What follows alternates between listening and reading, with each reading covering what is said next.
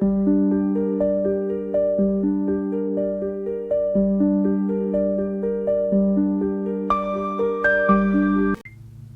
everybody, Kat here. Welcome to the channel. Hope you're having a great day. It's Monday morning, and we gotta talk about those pesky royals. I tell ya, they're at it again. As you know, today is Prince Harry's 41st birthday. Darling boy. He's a middle-aged man who just spent a little bit of time with his father, first time in about 19 months, they're saying, and he got less than an hour with King Charles. You know, we all know Harry's trying to weasel his way back into the protection of the royal family. He wants his royal duties back. He wants his royal standing back. He wants his royal protection. He wants to be bowed and scraped to and admired and esteemed as he once used to, and he wants everybody to bow down and celebrate that hag of a wife of his that's caused him nothing but trouble. I mean, Harry wasn't very smart to begin with, but holy moly. What she's done to him, wow, if he ever realizes it someday, that's going to be a hard truth knocked on his head.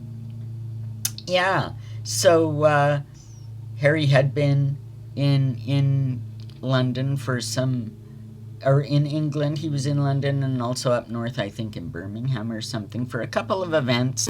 He didn't get the turnout he wanted. He didn't get the press he wanted. It was basically non-events as far as the public was concerned or even cared about. He popped up in Ukraine, supposedly a junket talking to the army and some officials, you know, trying to get another Invictus gig happening because Invictus is failing, as well as all of Harry's other work. And this is one of the reasons he's been so humiliated and shamed over the last few years for his behavior,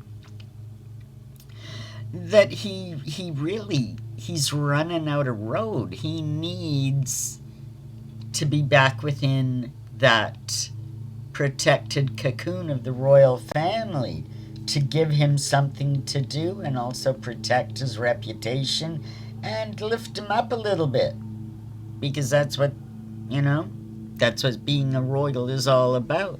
But the people have had it with him. Nobody's going to accept him back, let alone his own bloody family, and I don't care what Charles says. Nobody wants him back. He's harmed and spoken badly about every single one of them. Who wants a person like this in their midst? And now, let's just see here. There's an article in the Daily Mail. Harry, you know, he's back, and that's just deal with it, folks. He said he doesn't believe that he aired any dirty laundry in public. Spare Harry and Meghan, all the interviews. He just said it was a difficult message, but he did it in the best way possible, and his conscience is clear. He said it's not about revenge, it's about accountability. What about his own accountability? What about outing a sexual partner without her consent, which he did in the book? What about giving up intimate conversations between him and family members in the book and interviews? He doesn't respect anybody. He'll do all this and yet turn around and out of the other side of his mouth bitch and moan about oh, the press speaks badly about him, and the press leaks this and that, and the palace leaks this and that, and I mean, yeah, we do know that there is and always has been a relationship between the press and the palace. But Harry's delusions have taken those machinations to a whole new level. Absolutely. And he thinks he's justified in everything that he's said and done. Naming family members that are racist. Well, he'll say, oh, I never said it. Meghan never used the word racist. They implied it. Everybody knows. Don't argue semantics with us. You're an evil little bugger, Harry. You're a nasty man. And so is your wife. Quite frankly, you deserve each other, but we don't deserve you.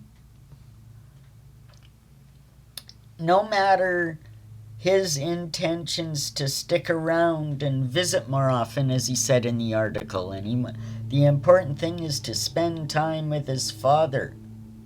Yeah, well, let's see. He was in the UK almost a week and spent 40 minutes with him. That's dedication. Yeah. And why'd he go? 'Cause he had a list of demands he wanted to lay out on old Papa Charles. That's why. A list of demands largely dreamt up by his hag of a wife. That's right. These two were nothing but trouble. And no matter how the king can be taken in and want his darling boy back in the fold, and William just will not allow it. You know who else won't allow? Anne? Oh, the way those two tried to smear the Queen's reputation, Anne'll have none of it. She will not have them back, even as, quote, much loved family members, let alone acting members of the royal family with status and titles intact. Anne won't fall for it. Anne won't. No. But William will. And I told you yesterday, my playlist, King Charles III, Life Imitating Art, has been going on for a long time, and I won't say predict it.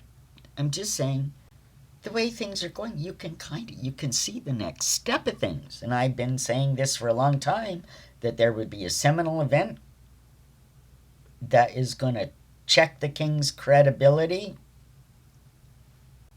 and his reign's going to fall. And William will step in to the monarch's robes. I've been saying this a long time. I think yesterday was our seminal event. Millions of people on the streets protesting their government, the legislation, the lack of freedom of speech, their rights being eroded, mass immigration changing the very nature of what it means to be British. These people are trying to hang on. And they came out in force to protest everything the king believes in. And he knows it. And I mean, William's a globalist too. Let's not get this wrong. I've already told you where I think he and Catherine are headed. He's a globalist too.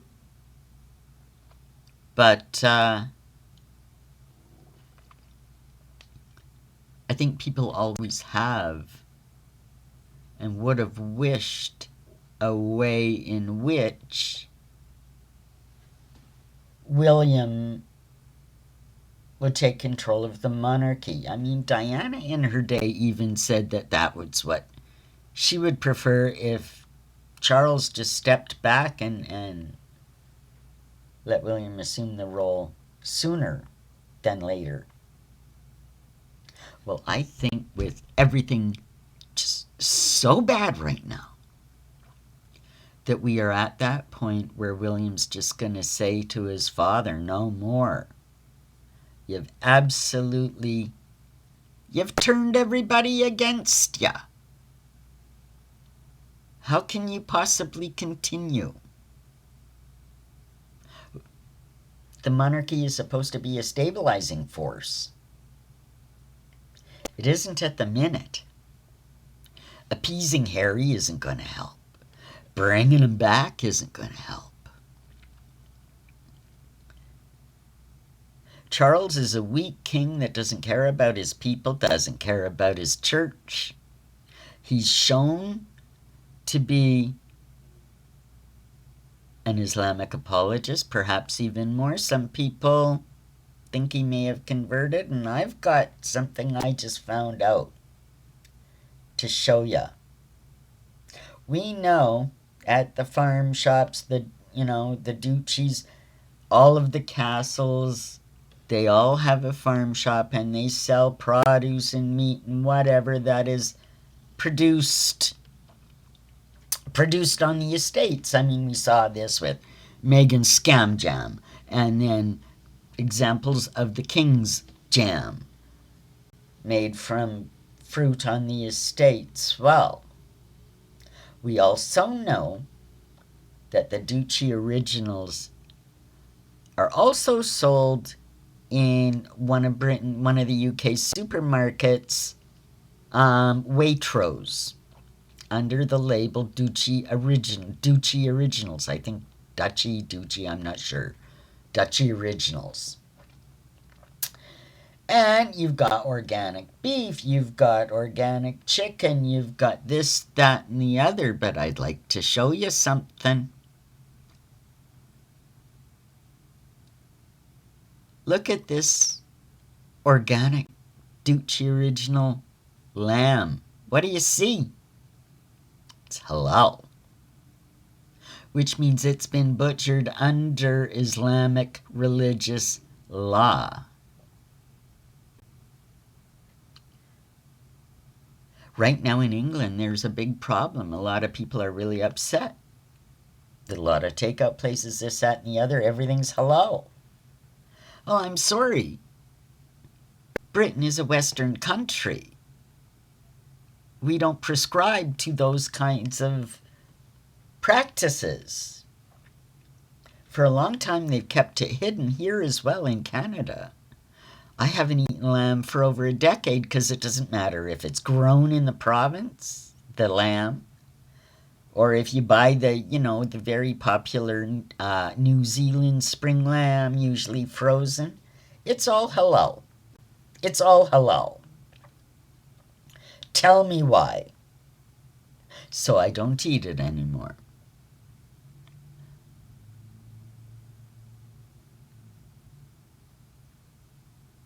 This overrunning of Western culture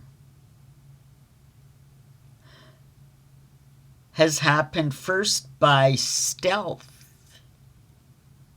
And now it's just so obvious. It's in your face. Charles is obviously a Muslim apologist. Some say he's converted. Well, he's certainly converted his farm shops and products that go into the supermarket have converted. The one way, there's a couple ways really that you can let the king know you don't like this. You can write letters. You can spread this video. You can phone the palaces and the farm shops on the estates. You can get in touch with Waitrose and tell them how upset you are. And you can boycott these things. There's one thing that is a great motivator. And it's like, if you want something to go away, just quit buying it. Let it be known you don't approve. Let it be known you're not going to be buying not just the lamb, but any of his other products in the farm stores on the estates or at Waitrose.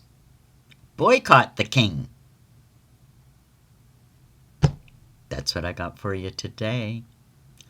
Like, subscribe, leave me a comment, leave me a tip, and we will see you in the next one. Bye, everybody.